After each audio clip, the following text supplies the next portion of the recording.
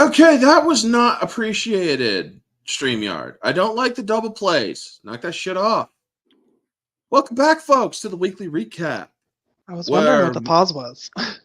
Yeah, I know, right? Where me, Ambassador, and Kate are going to be talking about shit that happened over the week. And we got some stuff to get into. We got stuff about Jenna Ortega. Is she really against political correctness? We got stuff about Imani Khalif, the hermaphrodite from the Olympics who just won gold and is planning to sue people. We have news about the Snow White Rachel Zegler trailer. We have news on Borderlands and and its score and whatnot, and among other things.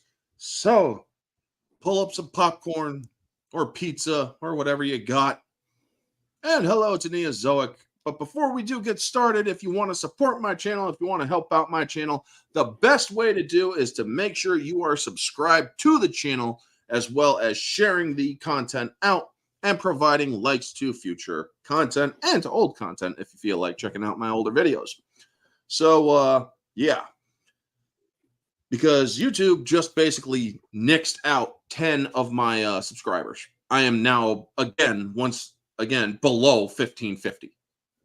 Even though earlier last week, the beginning of last week, I was at 50 or 1558. So yeah, it does kind of hurt a little bit when that sort of shit happens. Too. Yeah, I'm not happy. So those are the best ways to support. Tomorrow is the we may or may not do the Monday night rants, because there is a presidential interview coming up. All depends on how long the interview goes between Elon Musk and Donald Trump, former president, and hopefully future president. So he is returning to X for this momentous occasion. And hope to see that. So depending on how long the interview lasts, it will decide on whether Orange Hat or Monday Night Rants happens.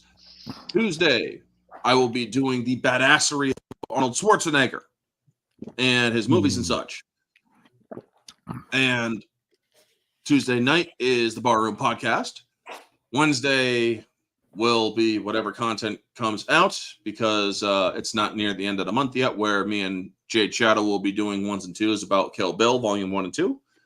And Thursdays are the same ones as those, or same weeks as those, except exclusively on X at 8:30 on my X, where we will be talking G.I. Jane for the first Thursday, and for the second Thursday, it will be The Quick and the Dead. Friday night is Orange Hat Uncensored with Janet from Another Planet and Ruben Haynes, and possibly Bruce. And Sunday is the weekly recap, what we're doing now. So yeah. And so with that out of the way, let's kick it over to Ambassador. Give yourself a plug. I am the Ambassador, host of the Ambassador Wing, currently doing 2 concurrent running podcasts, the Tarantino podcast, where we are reviewing the filmography of the wonderful, the awesome, the excellent Mr. Quentin Tarantino. Next review is going to be coming up in a week or so. We're going to be doing the same one that you and Jade are going to be doing, Kill Bill Volumes 1 and 2. And then coming up next weekend, going to be doing the first of 2, count it 2, watch-alongs over on my channel, the Ambassador Wing. This coming weekend, it's going to be Fantastic Four from the early 2000s. And then the week after or so is going to be Beetlejuice.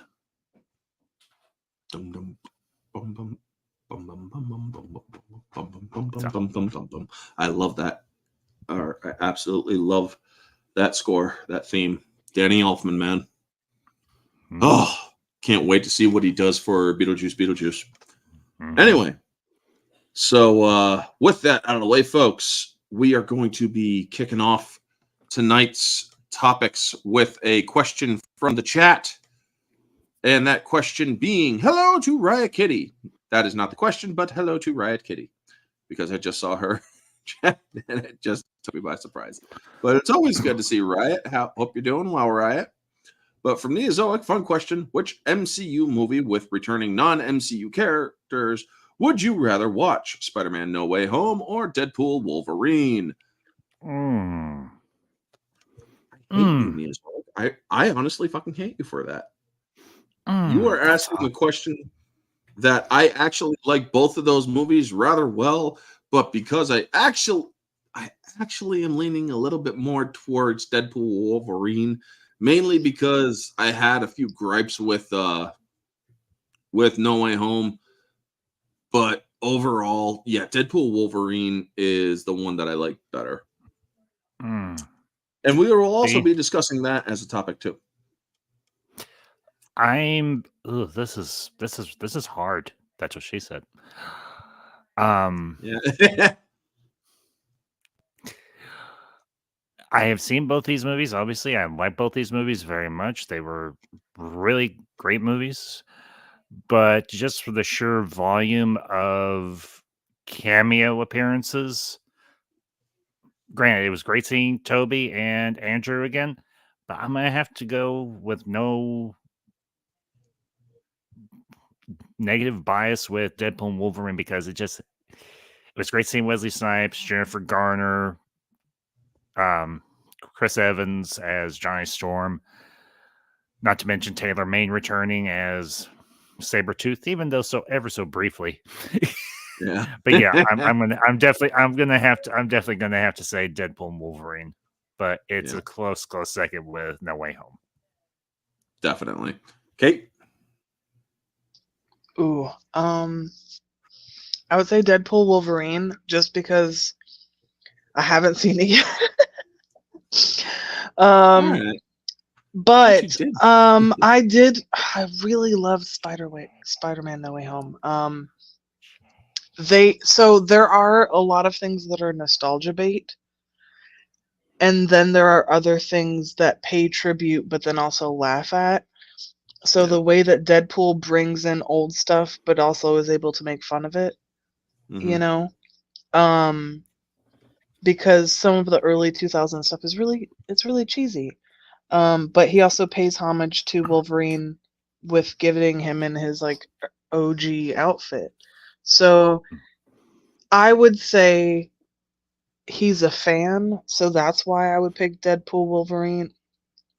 But Spider-Man No Way Home, they did a really good job of not just nostalgia baiting, like they just did a good job of paying homage to all three of the Spider-Men and giving them a satisfying conclusion, because even though Andrew Garfield needed that one. Yeah, we didn't get a conclusion to Andrew Garfield, so having him have a pick-me-up from Tobey Maguire saying, like, watch yourself talk, don't be so hard on yourself, you're not lame. It was really great. MJ. Yeah, it was just like this really beautiful redemption, and the way that just from what I know of Deadpool Wolverine, he's got, his way of like going back in time, and then I know all of these cameos happen, so like obviously he's like messing around with time, I guess, or the timeline or the multiverse or whatever. So you'll see what happens. Yeah, and I'm, but I don't know. Yeah, close second. I would go with you guys on that, but I'm excited to see it. All right. So starting off, I think you will love it. Starting off our stuff for tonight, Imani Khalif, the Hermaphrodite in the Olympics. And until I have been told otherwise, I will continue calling her Hermaphrodite. Until it's reported otherwise. She is both male and female. But yeah, apparently she has won gold in female boxing. But that's not the latest news, folks. The latest news is that she wants to sue for harassment, all the harassment that she has experienced, simply because, well, hurt feelings. And it's like, I just have one question for Amani Khalif. Who are you suing? Now, if you are suing all the people out there who are actually belligerent toward you, who are actually harassing you and whatnot, then by all means, go for it. However, if you're suing people for reporting on it and only reporting with what they had access to, if you are suing the IBA for their findings, you're only going to confirm their findings. If you are also suing, or it depends, who are you suing exactly? You won fucking gold, let it go. Who gives a shit what other people think? It reminds me of Prince Harry and his wife Meghan suing the media for like just reporting on them as they normally would in the UK on royalty and their doings and their behavior, because in that country you're a servant of the people. You go to school openings, you go to a bank just opened, you go to this building, you go to Wimbledon, you go and you show your face and you smile and you know, do the things that you have to do. That's your freaking job. You're working royal. Right. Yeah. So when the press shows up and starts writing stories about you and then you sue them because it's not the right angle. You know, it just seems like that. It just seems attention seeking. Like people are already talking about you, friend. So like let it go. Yeah. Or maybe we'll have like a Barbara Streisand effect thing, you know? Yeah. But to basically give any final thoughts I have on Imani Khalif, because we will be moving off of this rather quickly. You won gold because you had an unfair advantage. You have a lot of testosterone in your body. You are genetically, chromosomally a male. You have XY chromosome. You are genetically a male. You may be female presenting due to your female genitalia and such. However, because of the excess testosterone, you have more masculine features and more masculine mannerisms or hermaphroditisms, I guess we're going to say, because you can't say mannerisms. That's sexist. Okay, what about womannerisms? I don't know. Fucking mannerisms. Fuck you. But yeah, winning gold, it's the Olympics. Nobody gives a fuck anymore, to be completely honest. Except that I also heard that Brittany Griner actually stood up for the national anthem after she got gold, or it got gold. I'm still questioning whether or not she's a she, especially wanting to be called Pops. So, among other things. But yeah, folks, now that boxing's done, the Olympics, I just don't care. Now that that's all. The Olympics ended today, I think.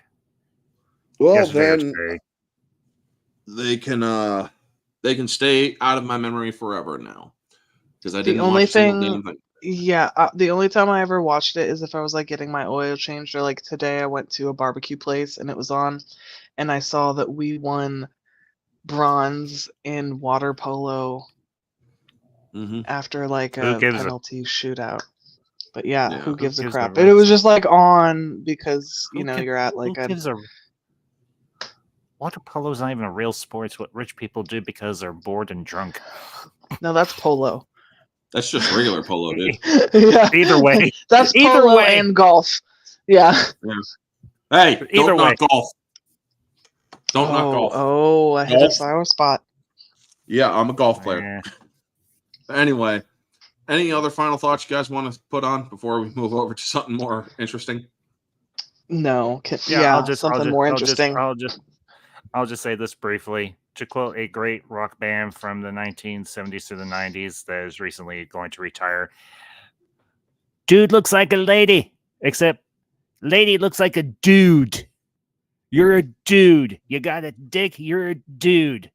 She doesn't have a dick. Doesn't have, it's intersex female. Whatever you got, you're a dude. Get You're over genetic, it. Well, she's the- genetically a dude. but she's also physically all the female bits though. she's got the female Yeah. bits, yep. Yeah. Except that Boobs they're and cooch. heinously, Yeah. they're heinously ugly. No, that is You your would have opinion. I'm not going to be making fun of a person's appearance because of something that was out of their control. Sorry, not But sorry. yeah. Anyway, like Moving I said, on to the next one, folks. moving on. Jenna Ortega recently came out with some statements saying that she is against political correctness in Hollywood. But the question is she really?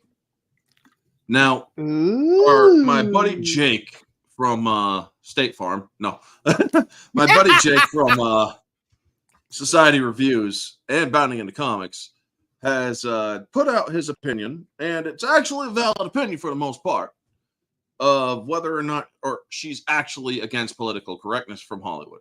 Is she against political correctness from Hollywood, or is she pissed off about the fact that, well, she got caught on the receiving end of it? So let's get into this little bit from Bounding into Comics here. Let me know if my audio dips or robots or skips or whatever. Now, moving over here. So the actress told Variety in an interview, "The business that we work in is so touchy-feely. Everybody wants to be politically correct, but I feel like in doing that, we lost a lot of our humanity and integrity because it lacks honesty. I wish we had a better sense of the conversation. Imagine if everyone could say what they felt and not be judged for it. And if anything, it sparked some sort of debate, not an argument. Am I describing world peace?" Now, yeah, that's all well and good. She's absolutely right. We should be doing that. We should be getting rid of the touchy-feely shit.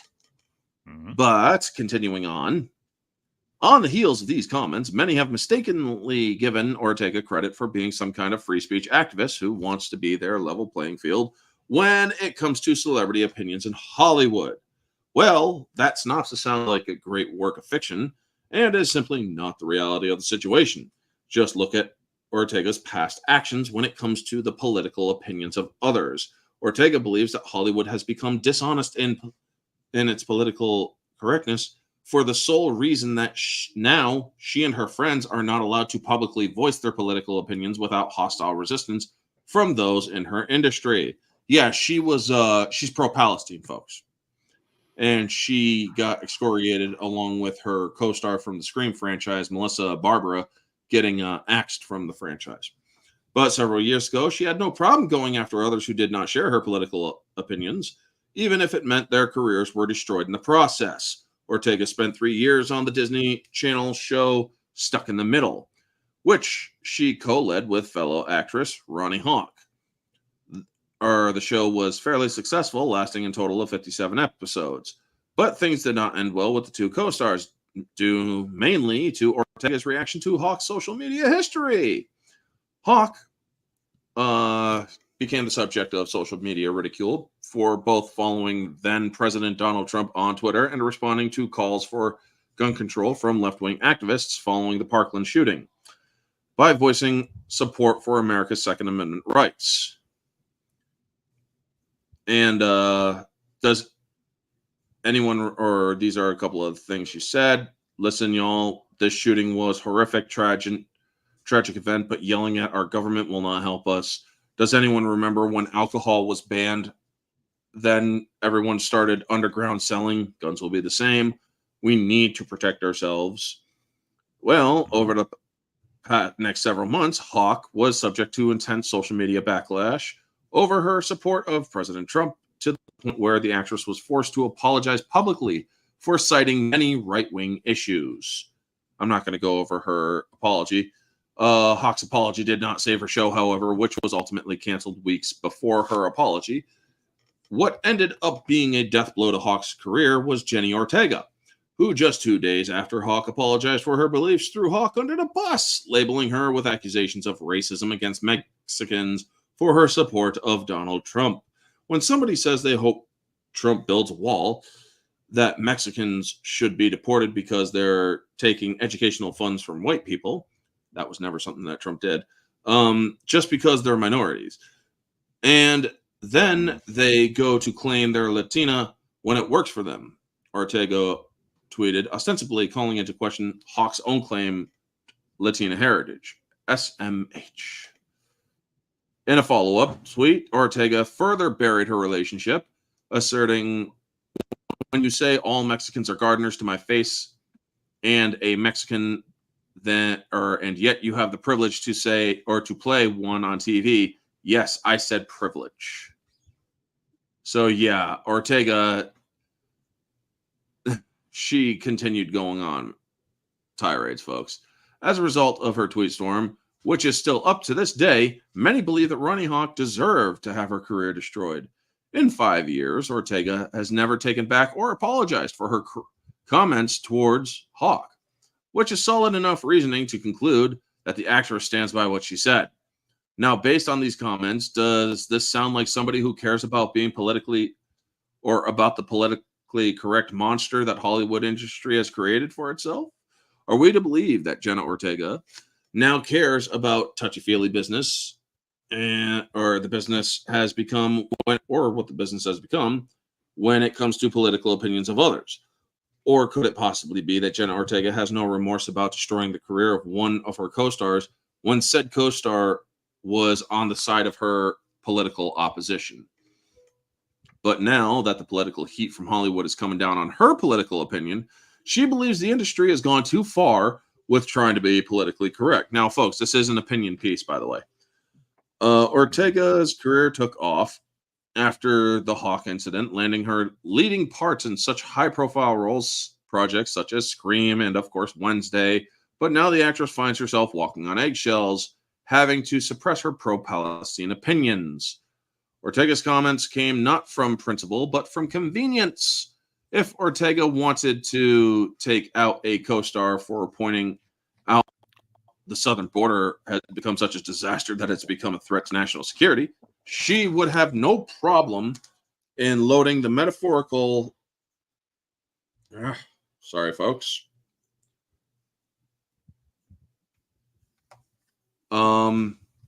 She would have no problem in loading up the metaphorical gun and taking out her opposition herself. But now that she can see the laser sights of the industry are being pointed in her direction suddenly, she wants everyone to come to a compromise. The next time you hear Ortega frame herself as some deeply concerned about political backlash of being outspoken, just make sure you ask her when was the last time she spoke with Ronnie Hawk. You know what? Oh, damn, I would actually do that. I would actually do that, folks, because it's important that people understand that. Oh shit, yeah, Nerd with the Cigar kind of disappeared. But she's back now. Whew. Sorry about that. But yes, I do remember those things. I didn't report on them because, well, I wasn't reporting on them at the time. I don't even think I had my YouTube channel at the time. That's because I can't remember when those things happened, but reading about them, I do remember reading about them. So, is she a champion for political or for being against political correctness? What are your guys' thoughts? We'll start with Kate. No, I think she's just gotten backlash for certain things that she said, and she realizes the industry that she's in is the least tolerant of differing views. She already made a splash when she was filming Wednesday, and basically told the writers, who are Netflix writers, and we all know how wonderful quality Netflix provides in its adaptations. So she made some waves there, and then now she wants to speak out, and maybe she's making a few waves, and she's realizing, oh, in Hollywood, if you don't stand in line, no matter what you're, left or right, if you just don't toe the party line, they kind of either like nab your career or they make your life really difficult. So maybe it's just a convenience thing. She is pretty young. So I think she's only, like 20, 21, 21, 22. 20, 22, something like that. Yeah. So when you're given a camera and a microphone and a large audience, even at that age, you tend to say some pretty dumb stuff. So I don't want to be super lenient because, I usually like to nail in the coffin for Hollywood, but with all of those factors in mind, I'm not inclined to say that she's has bad intentions or whatnot. I'm probably gonna say, it's just inexperience. Maybe she wants to hop on a bandwagon. She read something online, wants to hop on a bandwagon of, oh, I'm championing this thing, but who knows? Yeah. Ambassador. I would say if she had died in the wool champion for anti-political correctness, no. But do I believe she has had something of an awakening and is realizing maybe I need to be more of a voice for people who want to see a little less political correctness in the industry, and maybe I can give people that opportunity to come forward and share their position, share their voice. Because let's be honest, for the longest time, celebrities, actors, and actresses, they did have their political opinions, but they didn't really come out with them publicly or very often. And it was more of a once in a while type of thing. It wasn't constant. And you did have equal representation on both sides. You had people who would call on the right and people who were on the left that would voice their opinions, and the public would be like, okay, that's fine, whatever. But unfortunately, with the internet and social media, the proliferation of everybody's opinion and feeling has reached a point where it's almost oversaturated. And I think people are to the point, at least the public is to the point where they're like, just shut up and entertain us. We don't care about your opinion. Fine, you have an opinion, so do I, but I don't go around spouting it out to everybody to see and hear. So I come back to the question, is she a dyed-in-the-wool champion of anti-political correctness? No, but maybe we'll just have to wait and see, and maybe this is a turning point for her. Maybe it is. We can hope. As for me, I agree with much of what you guys were saying, but I also do agree that she is entitled to say what she feels and she has a right to say it. But her past does raise the questions. Her past does raise those issues. It's like, when was the last time you talked with Ronnie Hawk? I mean, if you are such a champion for or against political correctness and cancel culture, but yet you took part in that yourself, those tweets you did and do not try to deny were in direct response to Ronnie Hawk. And I do believe that you should be held to account for that, at least spoken out against for that, due to your participation in it. But other than that, yeah, it's good that you're finally speaking out against it. It's bad that you waited until you were a target to do so, because it comes across as disingenuous. So those are my thoughts on it. Any other final thoughts, folks? Nah. All right. We will move to our next topic, which is going to be Deadpool Wolverine. And then we will be getting to the Borderlands after that. Oh, and I do have a screen I can share with regards to my topic. So, all right. Deadpool Wolverine. Oh, shit. Mm-hmm. Is right here. There we go. Deadpool and Wolverine is a $1 billion success. What it means. So, yeah, folks, Deadpool and Wolverine recently, like just recently, as in the last couple days, crossed the 1 billion mark. And that means it is a success in the box office. It made its money plus then some. Now, for me, this is a double-edged sword. It's good and bad. It's good that a movie is good. It's good that the movie did well and whatnot. It's bad that it's going to Disney. As you all know, I am against Disney. I do not like that Disney is making money because they are going to use this movie as vindication. They are going to say, look, we can make great movies and people will watch them. But they are not learning the lesson that if you make your movies and those movies are pushing bullshit agenda pieces of sexuality or pushing some pro-feminist narrative in which you are shitting on one side or the other, or if you are playing victim for demographics and whatnot, if you are essentially pushing wokeness, which Disney makes a habit of, and they have already admitted, we are going to focus on the message. We don't care if we lose money doing it. Except Disney is in debt, so they should rather care about it. But is there anything you wanted to put up on screen there? It was just the numbers in regards to bring those suckers up. Okay. Give me a second. I will. Yeah. Now, we're not going to go into spoilers of Deadpool Wolverine, but yeah. We got these. No, I don't want to do that. Yeah. But these are the numbers. All right. So let me take down this. This is from IMDb. This is from Box Office Mojo.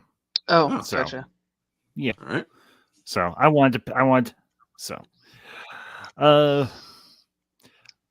will say I think that's. Oh, sorry, guys. As I said. Continue. So, I will say this: the film itself did not push any type of agenda. It was primarily a continuation of the story from Deadpool 2. It was the much anticipated return of Hugh Jackman in the role that he quite literally made famous. Do I agree that? Very true.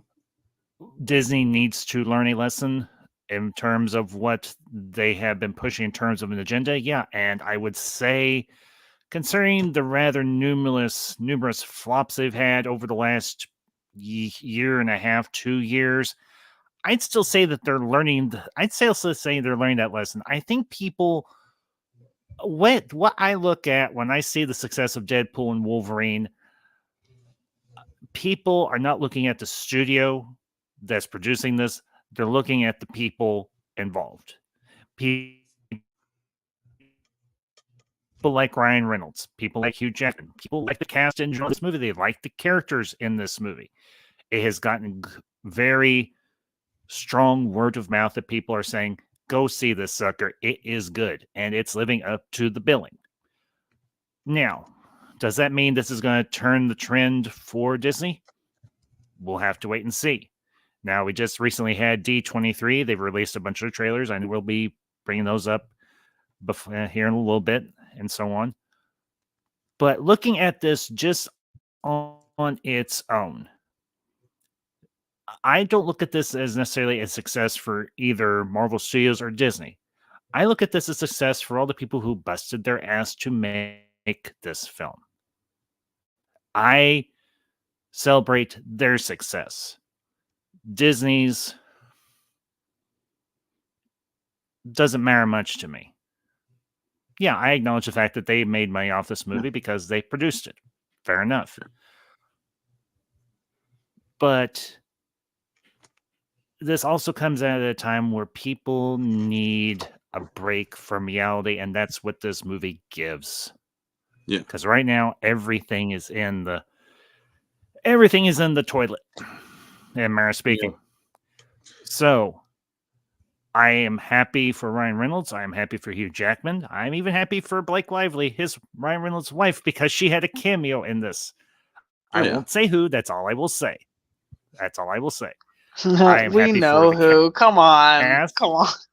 Yeah, she was. Well, or it was her cameo from Green Lantern. I don't want. Okay, fair enough. Either way, we know. Come on, we know. I look at this as a healthy. Okay, fine. You know, Kate. Okay, fine. But I didn't want to take the chance of ruining something for you. Okay, so cut it out. Either way, yeah. I look at this as a success for the superhero movie genre, and I will make one other comment before we move on. There is a character who returns who is played by Channing Tatum, and I do hope that he does maybe get his own movie, because I would love to see some more of this iteration of this character.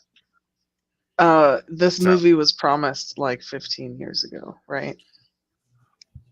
Channing Tatum? No, Channing Tatum's was promised like within the last few years.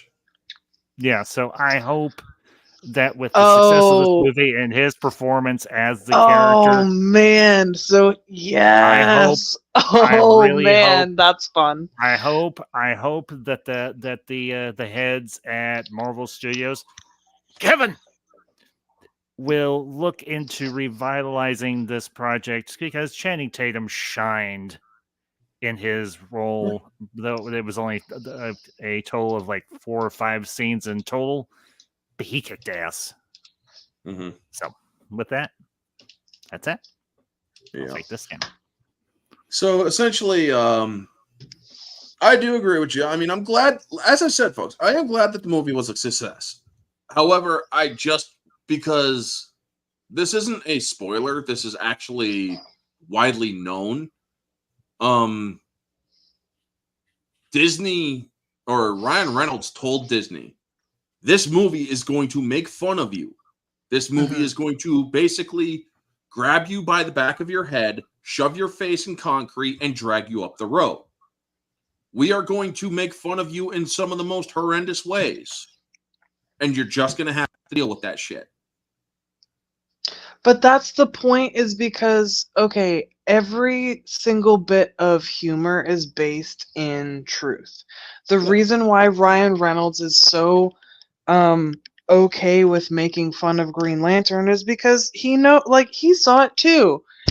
Yeah. Like he went to Comic-Con when the kids were like, "Hey, can you say the oath of the Green Lantern?" And he said it at Comic-Con, and everybody was like, "Oh," and the excitement for that movie was pretty good. Yeah. And the movie was pretty bad. So I like the extended edition a little better. I mean, okay, maybe it didn't deserve all the hate that it's gotten. Like, I've learned to kind of, maybe it's just because it's fun to make fun of kind of like The Happening. It's so bad it's good. Maybe one of those kind of things. But I don't hate the movie, if that makes sense. Yeah.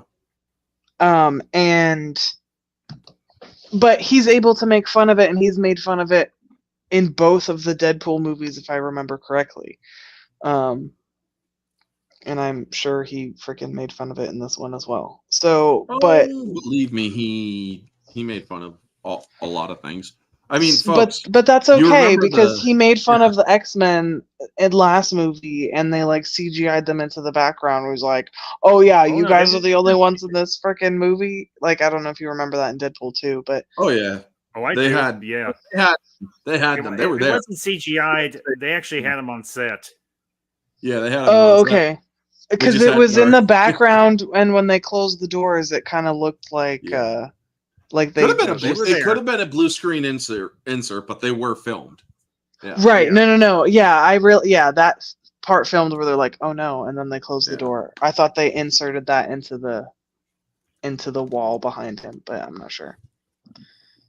Either way. But yeah, it's because of the self-deprecating humor that I fear that Disney will not learn their lesson. However, I do hope that they will. It's just that they can't really make money off of self-deprecating humor after they have already established that their goal is to push the opposite of what Deadpool and Wolverine did. They want to push a message no matter how much money they lose.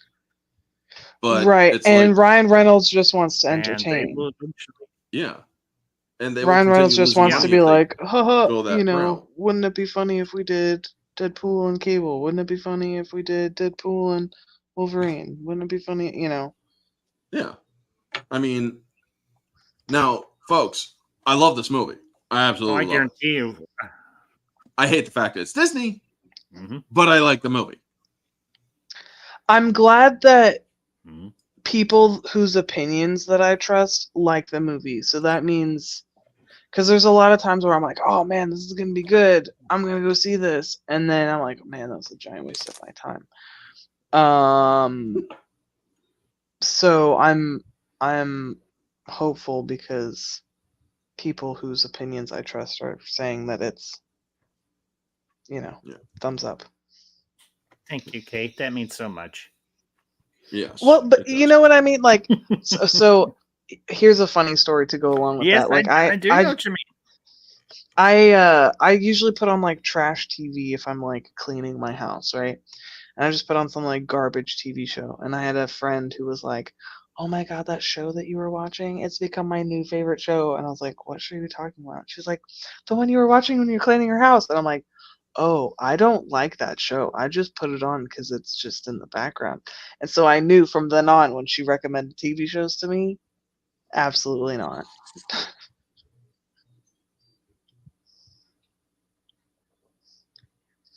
And Orange, side note, I don't know what I'm doing wrong and not for you not seeing my link. So I do apologize. Did you go to present on the bottom of this thing here? Okay, hold on one second. Yes.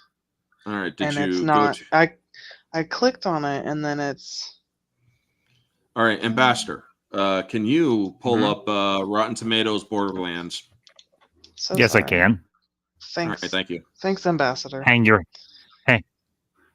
head in shame, Kate. I'm doing your work for you. Admonish me. Admonish me now. Okay. We'll spank you later.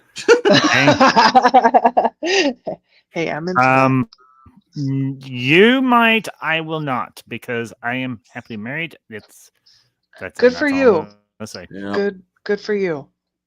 Yeah. Give Mrs. Ambassador a high five for me. There you go. No. What the fuck? And I'm even clicking, and it's like, I will not give her okay. Oh, sweet merciful heaven! What the hell is this? Yeah. Yeah. Pull it up. I had the same reaction, Ambassador. I had the same reaction. But yeah, literally, Orange can tell you. Orange can tell you I had the same reaction. Moving on to Borderlands, folks. Well, it seems that Borderlands got some. I saw the trailer. That's all I saw. Stuff. I did not. What's the other video game show that's out right now? Click the scores, Ambassador. Click it. Yeah. Rotten Tomatoes. What is it? 9%. 9%.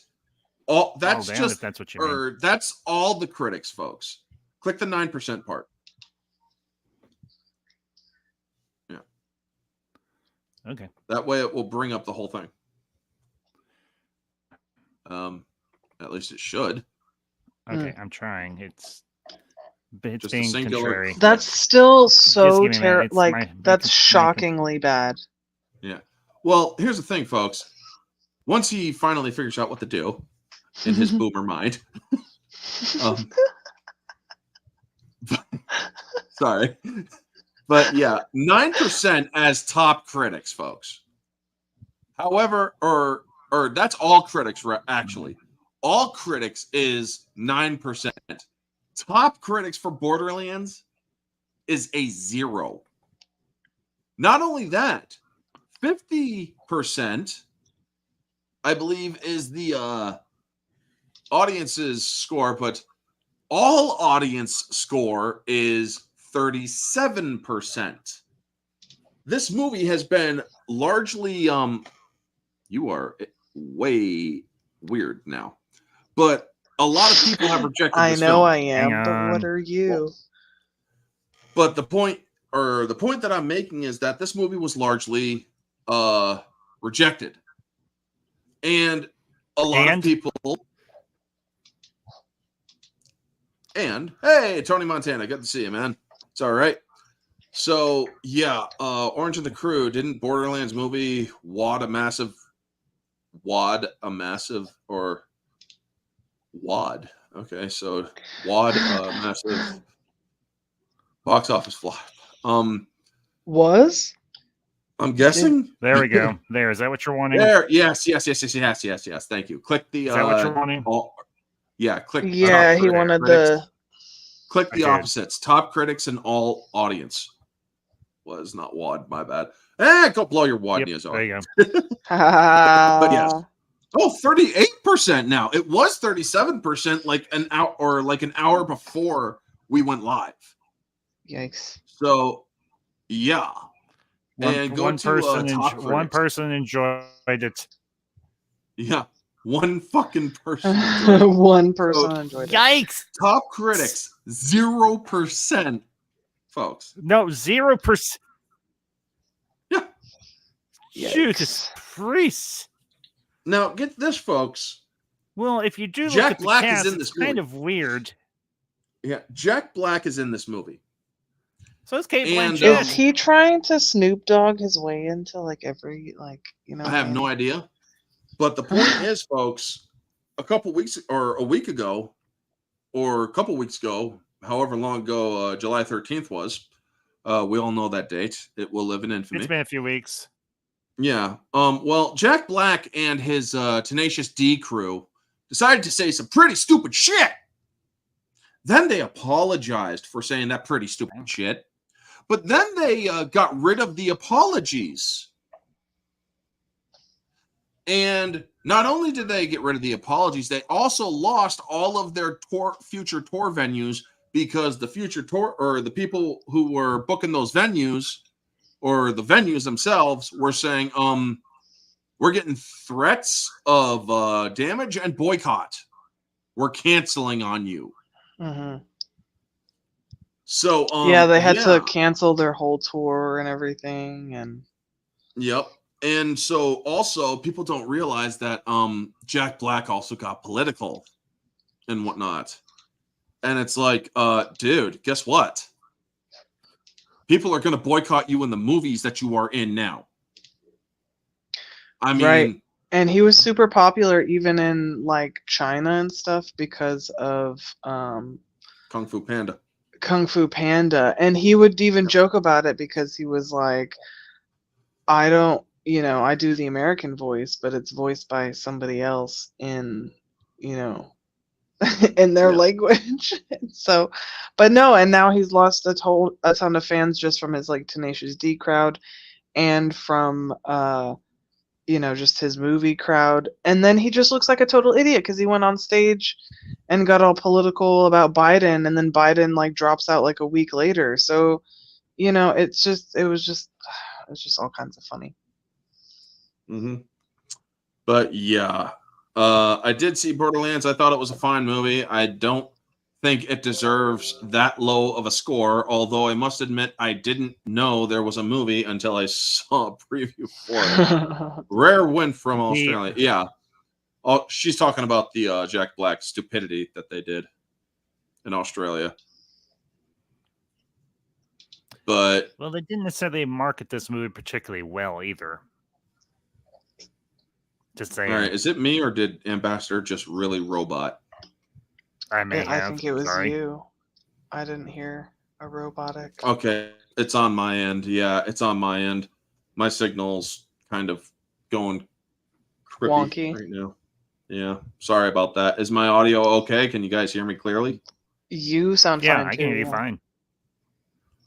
I sound fine, or I'm roboting. You sound You fine. sound fine. Okay, I sound fine, but you guys are all botting for some Weird. weird reason. That is because we have come to take over the world. We are here to steal your brains and suck them out of your ears. There's a preview for it, and I'm like, there's a Borderlands movie, so that probably has something to do with the very low box office. Yeah, well, yeah, that's also a possibility. But mostly fans rejected it on principle. They said the movie was boring. It was more like Boring Lands instead of Borderlands. They had all sorts of boarding lands. Boarding lands. Yeah, they had all sorts of problems. I Makes you sound fine. No, okay, good. I want to know though, like, when's the last time anybody saw a TV show or a movie that wasn't based off of a previous IP? Because it seems that everything is either an adaptation of, you know, a video game or a book series or a little bit of both, or, you know, not to say that adaptations are bad per se, but we get we're getting, you know, lack of creativity on top of everything's based off of something else. Like, something I've noticed, for example, is a bunch of movies that are turned into TV shows. Like Limitless was a movie with Bradley Cooper turned into a TV show on Netflix. You had Hannah, that was a show or a movie with Saoirse Ronan and Kate Blanchett, and then it was a TV show on Amazon. All the freaking Purge movies, and then they announced like a Purge TV show. Like, you know what I mean? And it's just, I'm like, what is going on, guys? Do we have anybody who just can write like a decent TV show nowadays? Is it just me? Well, to kind of defend that a little bit, you do have to realize one of the more famous and profitable and well loved TV shows and movie franchises was actually Star Trek. It started off. So you could say, in a way, Star Trek started it, but at the same time, I do see what you're saying, because that was an outlier. That was like one of the few times we'd ever seen that up until, you know, within the last 5 to 10 years. So yeah, I see the oversaturation of those sorts of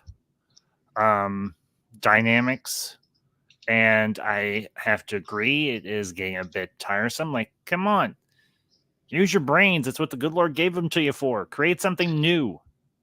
Now, I know there's the whole thing. Well, there's only 6 types of stories that you can tell, but yeah, I get that. But there's got to be somebody out there in the world with an original freaking idea. But it can be done because, you know, I don't know if you guys look into like the indie movie market, but there's still movie market, but book market, yes. But you know, even short films or indie films, there is still creativity out there. But maybe, especially with how every single movie is a blockbuster and costs so much, and that needs to have, you know, such a large audience, we've kind of shied away from having niche things, which is weird because we should be able to have niche TV and movies with the rise of streaming services. So let's say, you know, you have, you know, a really strong, you know, 500,000 people watching your show every week. You know, that's okay if you have, you know, 5 other shows. You know, not every single show has to be freaking Game of Thrones or, you know, Breaking Bad level of success. Yeah. But we've moved away from that niche quality of things, and everything has to be, you know, super successful, otherwise it's canceled.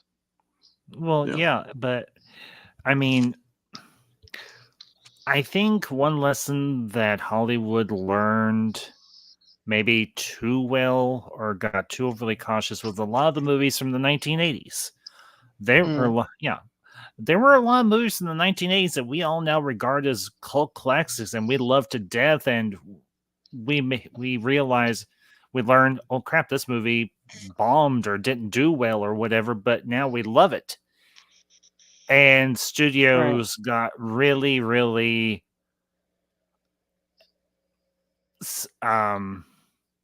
bearish on taking risk.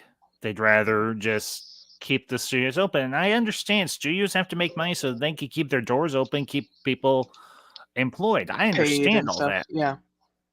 Yeah, so I get that. I get being a bit more bearish, but at the same time, you need to be a bit more bullish and say, you know what? And yes, I am using Wall Street terms here, but it fits. It's a analogy. No, it works. Fits. I understand what you're saying. Yeah, no, it's so fitting. They need also to be a bit more bullish in what they put their money into, because there may be a writer or a director or somebody out there that has a really cool, neat idea that might actually really catch on, and yet they're being overlooked by all the major studios. You know, I will say this, and I know I have friends out there in the internet world and everything in social media who are fans of a director that has kind of fallen out of favor with a lot of people, including myself, and that's Zack Snyder. Yeah. I sat down last night and I rewatched 300, and I was like, damn, this was such a kick-ass movie. And I look at what he's come to now, and you look at the commentary online, the commentary online in regards to Rebel Moon. The PG-13 cut was widely derided. People thought it was an absolute travesty. It was an absolute ripoff of practically every single several popular franchises from the last 20 or 30 years, if not more. And then Netflix and their wisdom was like, well, we're going to release the director's cut that's got more nudity, sex, and violence, and crickets. You have not heard a damn thing about it. All right, hold on, folks. Yeah. Is there any final thoughts on Borderlands? Because we do got one last thing. Sorry. I didn't mean to. Sorry, we derailed. Sorry. Yeah, you derailed. I'm sorry. I am sorry. That's also my fault. Apologies. No, I'm pretty much. I didn't see it. I don't really plan on seeing it, so doesn't surprise me that it bombed. It wasn't marketed well either. So anyway, moving on. It wasn't marketed well at all because I had not heard of it until like a couple days ago. Mm-hmm.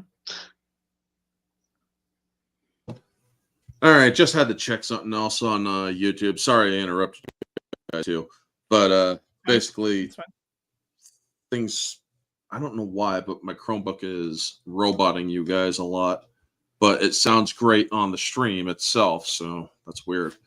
But our final topic, folks, is Snow White. The trailer came out. And if somebody, or we don't necessarily have to bring it up, we're not bringing up the screen, but somebody look up the, or if you have the extension that allows to, you don't? I don't know. Shit. Well, then I might Hold on, have let me to. try. Do you have the dislike extension up or on? Hold on, I'm using Brave. I don't even have the. You won't see it if you don't have the. No, I don't have an extension. No. All right. So extensions. YouTube. And this is, or the trailer for Snow White has come out, the first one, folks, and it has been ratioed into oblivion. Oblivion is at hand for Snow White. Same here. My dad and I want to see it because we used to play Borderlands. Yeah. Ready. So currently it is at 56,000 likes. That's not bad for a channel with 4.53 million subscribers. But there are 301,000 dislikes. Jeez. Oh, geez. Yeah, I see 56,000 likes, 301,000. Oh, so you got the extension too. I just did it. Yeah, I just added the extension. 301,000 dislikes. Yikes. Yeah. Wow. Isn't that nuts? The top comment that I see is by @Angel G Maxwell. I have to admit, I do admire the bravery of Walt Disney Studios of keeping the comment section open. That won't Here's a last good long. one. Here's a good one. No dwarves were hired during the making of our film. Of course not. It was CGI. Oh, Thanks, wow. English.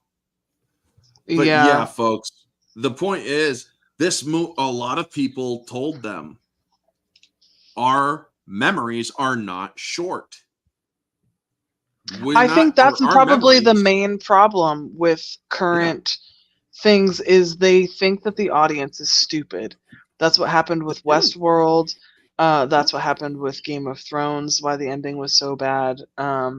Why modern movies are just kind of failing right now. Why Marvel Phase 4 did so poorly.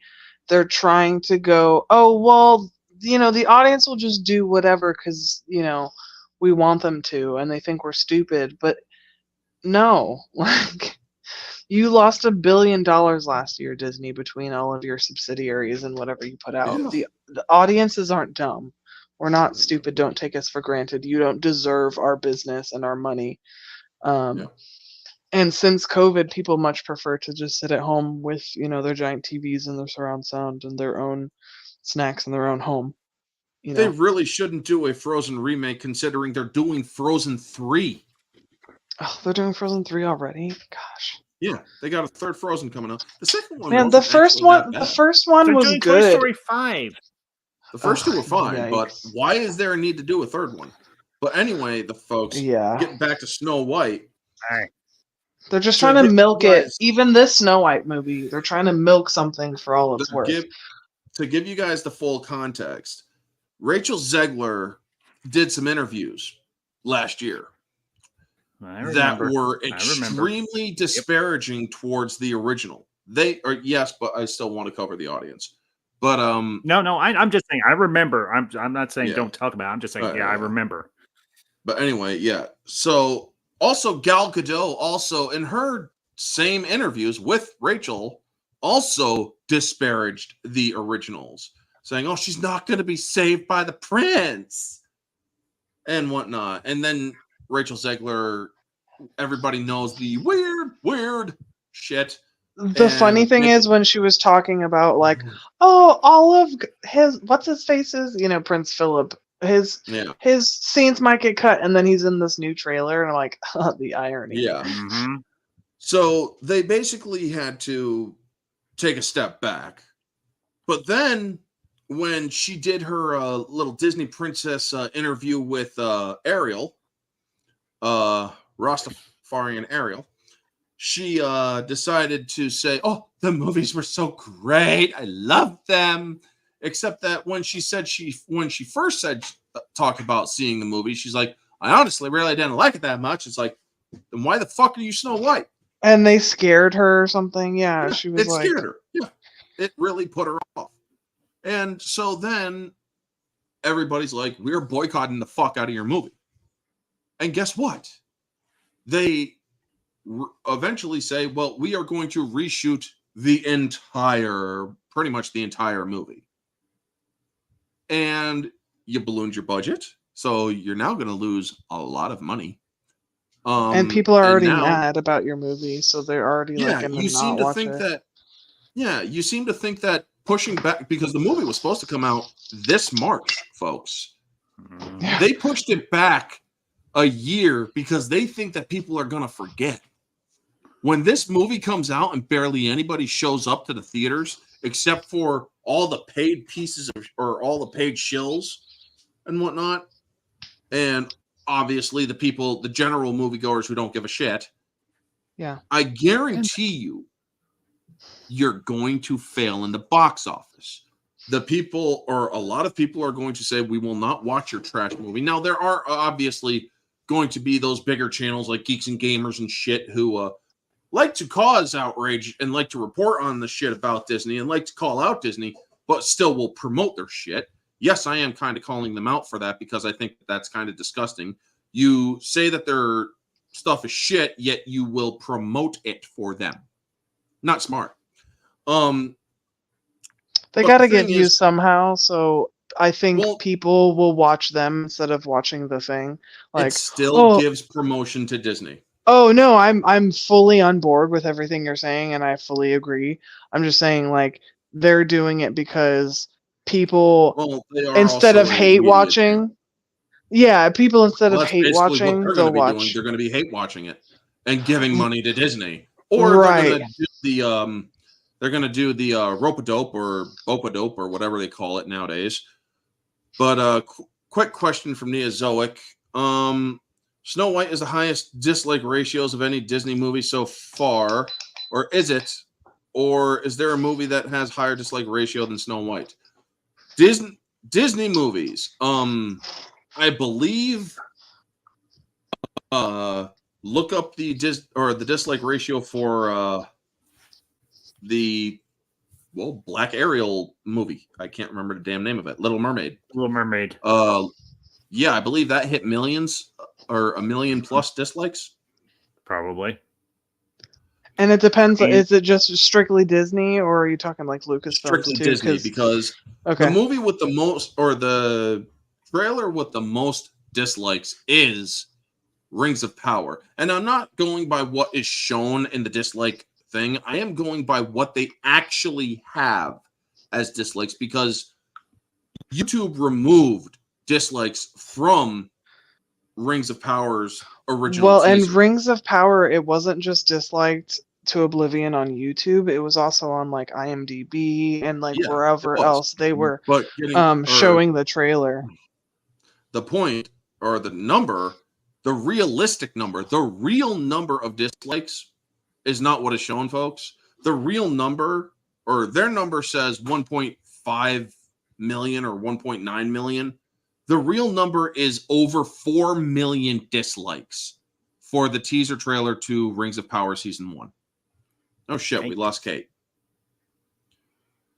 But yeah, 4 million plus dislikes.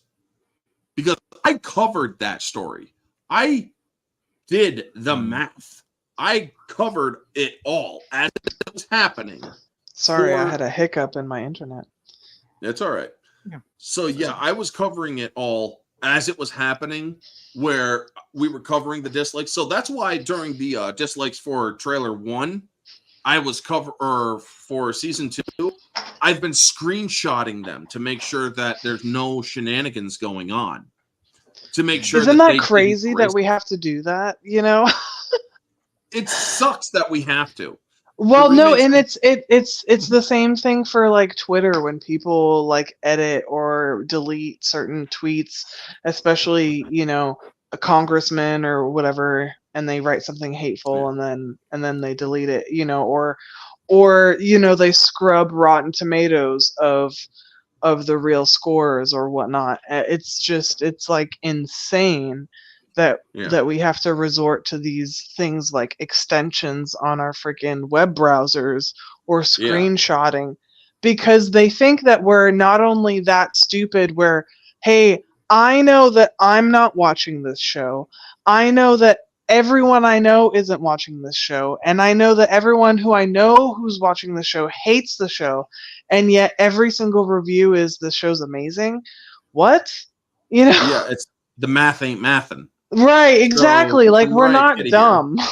Yeah, from Riot Kitty. Well, the remakes have been on a semi-steady decline, so who knows how well the Snow White remake will do. It will fail, Riot. The Little Mermaid one did lose money, but wasn't a massive bomb. Yeah, it's because people were speaking with their wallets. I mean, people can cover whatever they'd like to cover. Oh, I'm not saying they can't. I'm just saying that promoting something that they are openly against is kind of a lack of integrity, in my opinion. Sometimes Yeah, it's well, I think just Orange is just pointing out the hypocrisy of it. it is Yeah. hypocrisy, essentially. The one thing, Go ahead, Ambassador. one thing I will say, amongst many others, I did watch the trailer, and I know she is listening, or maybe she isn't. She may have her headphones on right now. I was extremely unimpressed with the trailer for Snow White. The CGI dwarves, the original anime ones, look better. The set design looks okay from what little bit we saw, but it almost looks like a semi ripoff of the set design from Maleficent, for heaven's sake. The castle from Maleficent looks almost identical from the castle that we see here. Now, I'll say the costume for Gal Gadot as the evil queen, she looks good. And so on. We don't know what the magic mirror looks like as of yet. I imagine they'll keep that for the final trailer or whatever. But what are they going to add to this, like they've done with so many other of the live action adapt remakes? Or what are they going to add to this that's going to make it any different than just being a live action remake of Snow White? And one other thing I will say, and I know this might be a very minor nitpick, but the reveal of the title, it somewhat reminds me of the early 2000s title reveal for like the first Chronicles of Narnia movie. So yeah, it does kind of, doesn't it? A little bit. Yeah, I see where you're coming from. I'm not like massive rage, anger against this movie, but I'm unimpressed. I'm the same way. Yeah. Entertain me. Your job is to entertain me. And I feel, other than Rachel Zegler putting her foot in her mouth and being stupid and saying dumb shit and us calling her out for it, I feel absolutely nothing for this movie, because all of the other live action remakes have been heartless remakes. So even if you do reshoots and, we're going to try to fix it for the audience, they're not going to Sonic their way out of this, you know? Yeah, they are. Sonic had... I do want to address a couple things in the chat first. It looks so uncanny with the CGI live action hybrid. It looks like a massive green screen. You're not wrong. And here's the thing. If they're saying, we're going to do a live action remake and then go animated with a lot of their stuff, why make the remake? Like Lion King? Yeah, I know, right? As for promotion, in my eyes, means encouraging people to check out a product, which isn't what Geeks and Gamers is doing, as far as I know. The problem is, by promoting the trailer on X the way that they did, there is positive response to interest to watch the film. So it may not be intended, but that is still an inevitable result.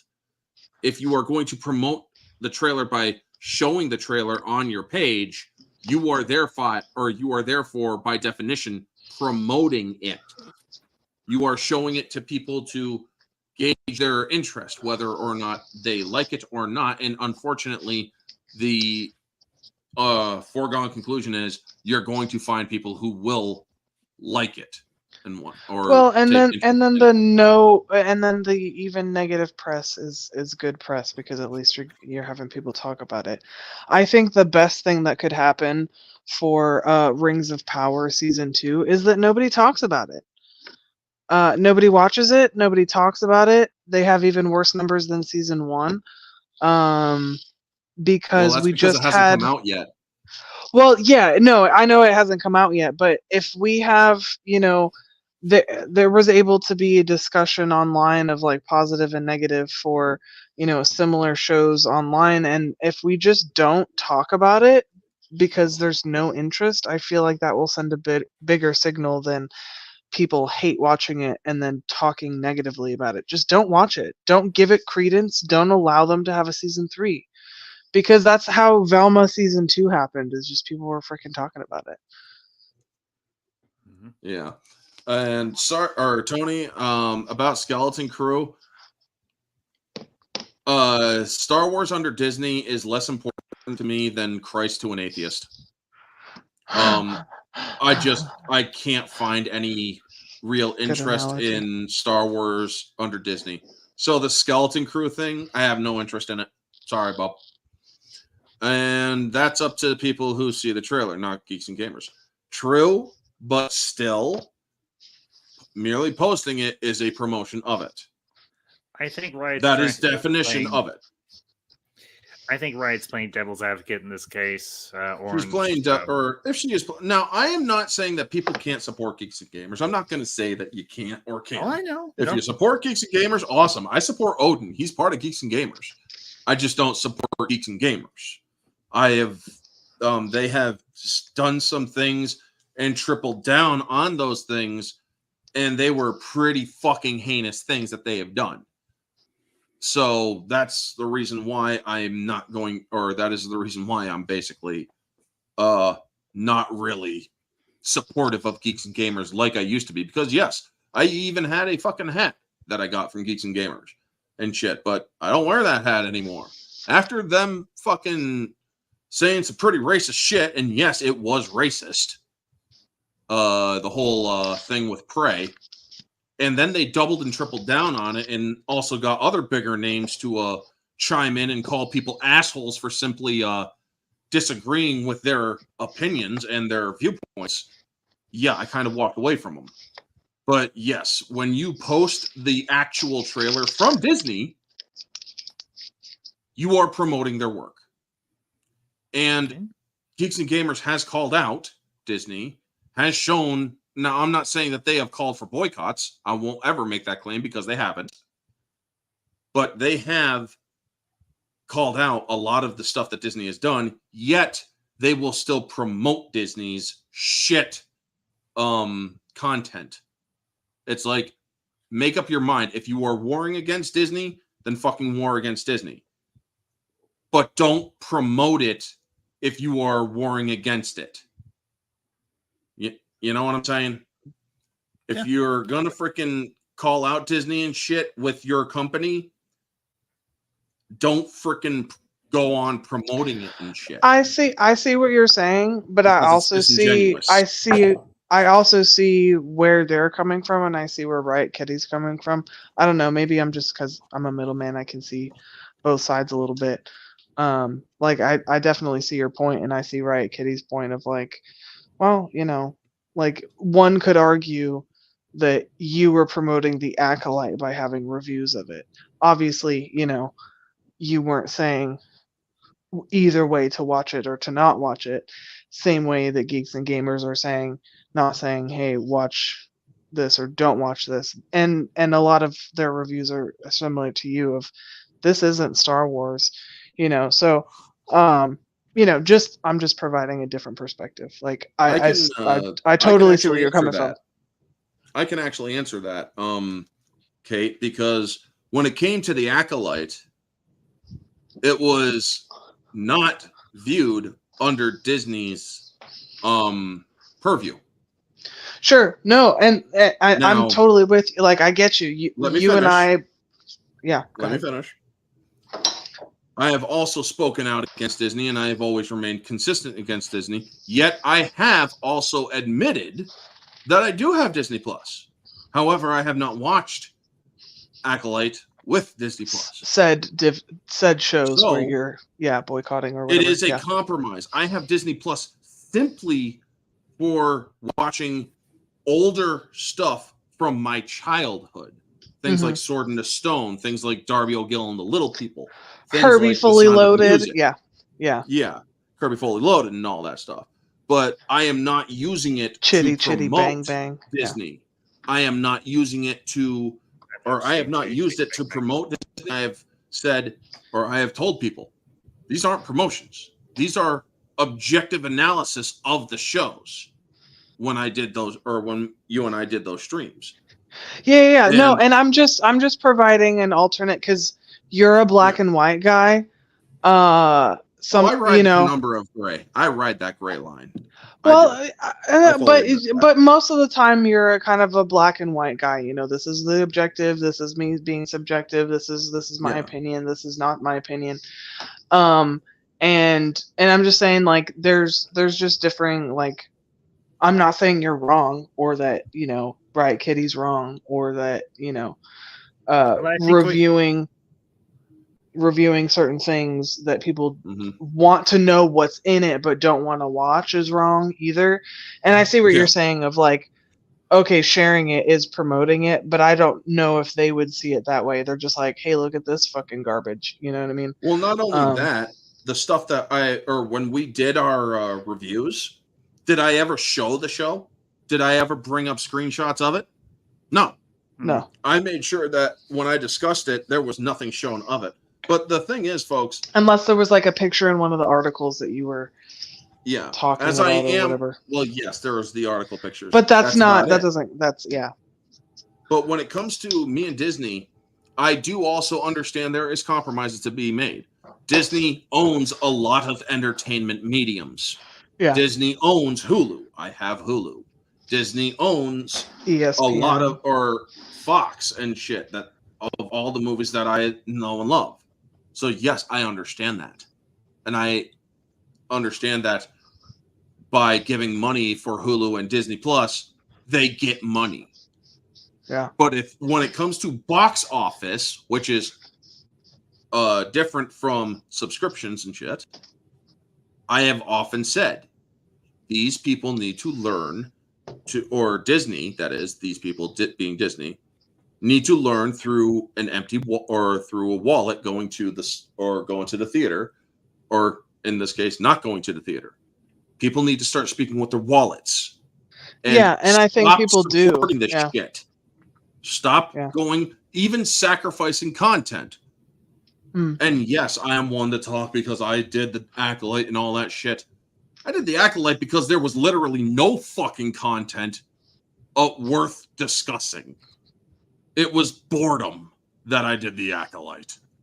But I also looked at it objectively. We could also yes, I know the we are House way of the off Dragon. topic, folks.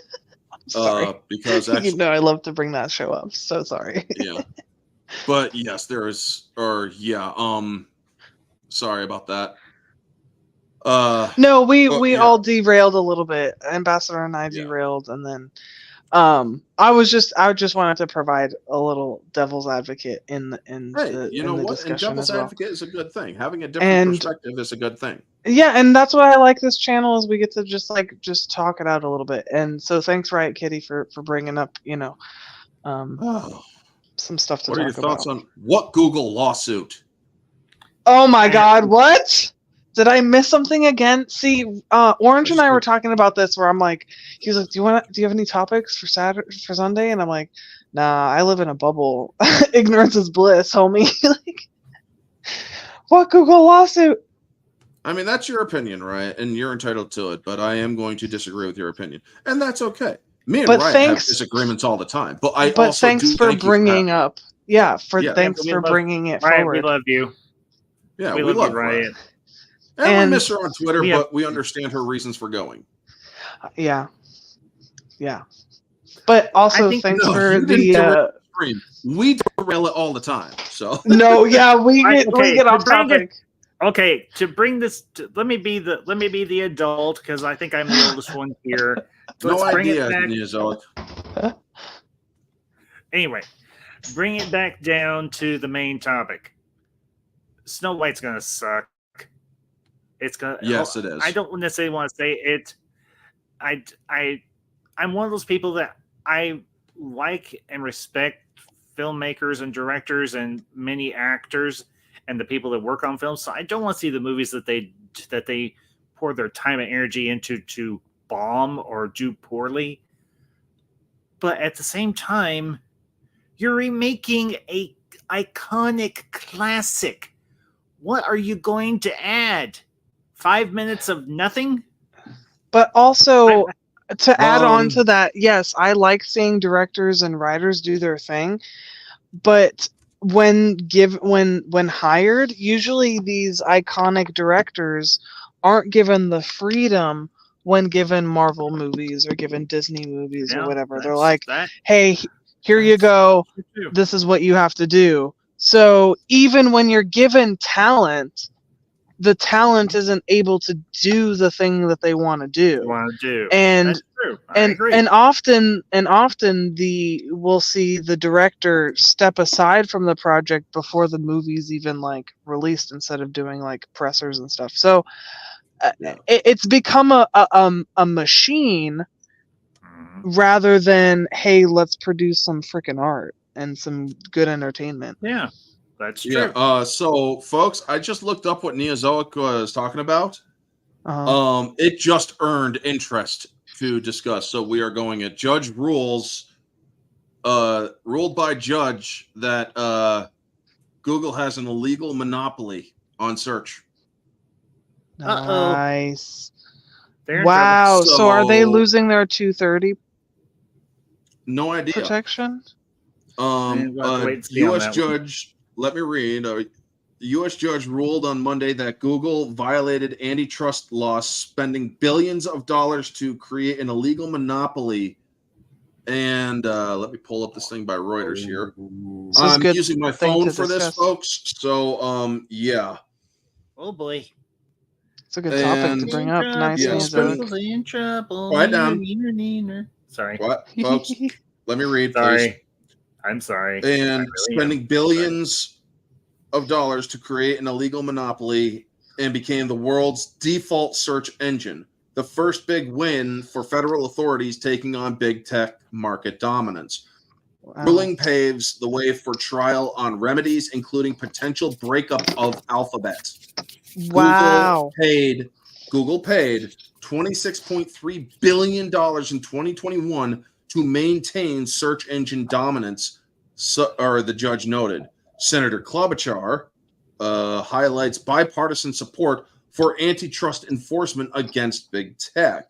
Ruling paves the way for a second trial to determine potential fixes, possibly including the breakup of Google parent Alphabet, which would change the landscape of the online advertising world that Google has dominated for years. So yes, apparently, folks, we've been talking about how Disney sometimes we feel that Disney has a monopoly on entertainment and whatnot. Google has a monopoly. Yeah. Take it easy, Vanya. Thank you for. It was something to do with Google trying to keep people on their search engine page and basically killing websites with it. Yeah. And not only that, recently they've been manipulating it so you can't look up anything concerning January 13th event or July 13th event, rather. Sorry. So, it seems that Google has been found by a judge, ruled that they have an illegal monopoly. I haven't seen a report on an illegal monopoly in quite some time. So that is interesting. So I might now pay a little bit more attention to this to see where this goes. Yeah, we might want to keep Yeah. talking about this each weekend, depending on how it moves forward. Yeah, we will, or we're gonna keep that coverage going, folks. Thoughts on this? We'll start with Nerd. I mean, wow.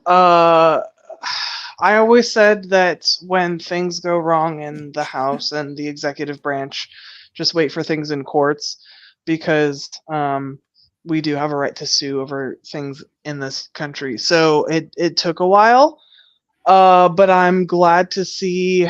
I'd have to read more information about it, but I'm glad to see that something's going to court about this. And I mean, we all knew that Google buying YouTube and even like your channel getting censored, that is it's a YouTube thing, but that's a Google thing. And if we can't have freedom of information in the age of information, because Google is messing around with, because it affects so many things. It can affect, like, let's say you have a small business in town and you want to put something on Google Maps and they're blocking you. And this affects so many things. So having a judge saying this is an illegal monopoly is huge. It has a lot of ramifications, and I'm excited to see where this goes in the future, because now we've seen this is the second giant monopoly that we've seen lose in court. We saw Disney lose against Ron DeSantis in Florida, and now we're seeing Google being labeled having a legal monopoly. I think these are two big wins within 1 year, or within a couple year span. Mm-hmm. Yeah. Ambassador. Well, to use an old phrase, the chickens are coming home to roost.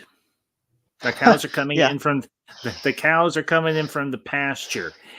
Yeah. And the fat lady is starting to go back to her voice lessons to get ready to sing again. I really hope this is a bust up of the Google monopoly or the alphabet monopoly and everything that entails. And all I have to say is, neener, you're getting sued. Sorry. Yeah. Oh, and plus the Gina Carano lawsuit thing too on top of it. So we've got DeSantis and Carano, given a double punch to Disney, and then we've got this uppercut to Google. Let's go. Yeah. Come on. Well, the last news I heard was from them or Carano calling forth Kennedy and Pascal and others. Right, and then their Disney filed to dismiss, and they were denied. That was before that. So, yeah. I think this reminds me of there's a Dr. Robert Epstein, of no relation, who testified in front of Congress talking about how Google manipulates not only cultural searches but also political searches. In Orange, you had brought that up about the July 13th incident, how they were messing with that. Dr. Robert Epstein had spoken in front of a subcommittee hearing years ago talking about this exact thing. So I'd be interested to see, and I might send you something, Orange, about what he says this week if you want to talk about it next week again as a follow-up. But we've already had people talk about how Google has been doing this. So I'd like to see how this comes to fruition. I'm excited for this. All right. We will check that out. But we are going to our Ambassador. Did you have your thoughts on Google yet? Yeah, I said my piece. I'm happy. All right. I'm good. So, folks, we are going to end it here, though. Thank you all so much for tuning in. Riot, Vanya, Neozoic,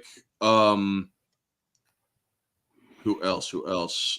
Chris, Tony Montana, and others who have watched on X and such. Thank you all so much for tuning in. You are all the ones responsible for keeping this channel going. You are all the ones who are helping me essentially have the fortitude to keep doing what I'm doing. And I thank you all so much for being supportive. And so I think what he's trying to say is we love you guys. Yes. Yeah, and thanks yes, so much. It is a sad day because of the 10th anniversary of Robin Williams. And it's not, or I know you said it, and yes, it is a bit off subject, but it is also something that is worth acknowledgement. It is sad that it has been 10 years since he left us and whatnot, but we're not going any further than that. Yeah. Anyway, folks, thank you so much for tuning in. Sub to Ambassador at the Ambassadorial Wing and check out his channel. Great stuff. Make sure that you stay tuned for my stuff. Yep. Look at or at Orange Hat 2185 and Orange Hat Revived with or Orange without the A for Orange Hat Revived on X, and you'll find me there. So definitely make sure that you guys follow me to stay tuned of what I will be doing with content. This Saturday, I will be watching Alien Romulus. Oh my God, I completely mixed up, folks. I completely mixed up the weeks. So I thought it was supposed to be this week or the one that yesterday that I was going to be seeing it. So I kind of fucking flipped out and kind of raged a bit. And then I felt like a real fucking idiot later on after that. Oh, but yeah, it's okay, Sorry. Tony. No need to apologize. But yeah, I erased that tweet because it's like, I erased the rage out tweet because it's like, God damn, dude, I feel real freaking stupid. I also erased the Facebook post because it's like, what the fuck is wrong with you people? You're putting in some dumbass fucking Blake Lively movie that nobody's fucking heard of, and yet, and fucking when people want to see Alien, friggin' Romulus, and then it's like, Alien Romulus doesn't come out the next one. Well, I feel, to quote Robin Williams in Aladdin, well, I feel sheepish. I feel sheepish. Yep. It happens to the best of us. But, yeah. It happens to the best of us. I'm sorry, he gave God, me the biggest laugh when I saw that. And I'm like, dude, fucking stupid, man. It's like, wait a minute. Yeah. But anyway, folks, that's the funny bit for the night. I'm not going to let my intrusive thought win. Let that shit fly, girl. Say the weird thing. Unless it's exceptional. Say the weird thing. Don't. Yeah, say the weird thing. Say the weird thing. But anyway, folks, thank you so much for tuning in. Y'all are freaking awesome. And, well, at least you didn't go to the movie theater to rage at it. Yeah. Ryan Kitty, yes. Oh, yes. Yeah. Oh my God, Ryan. Sir, calm down. Alien Romulus comes out next weekend. Oh, shit. Well, that kind of feels different. Oh my God, man. All right. Yeah. That's great. Anyway, Say goodnight, Gracie. Yeah. Good night, Gracie. Anyway, good night, Gracie. Y'all have a wonderful night. Y'all are freaking awesome. And always remember to stay humble, folks. Oh, wait. Before I end, I do got to bring up my clips. Then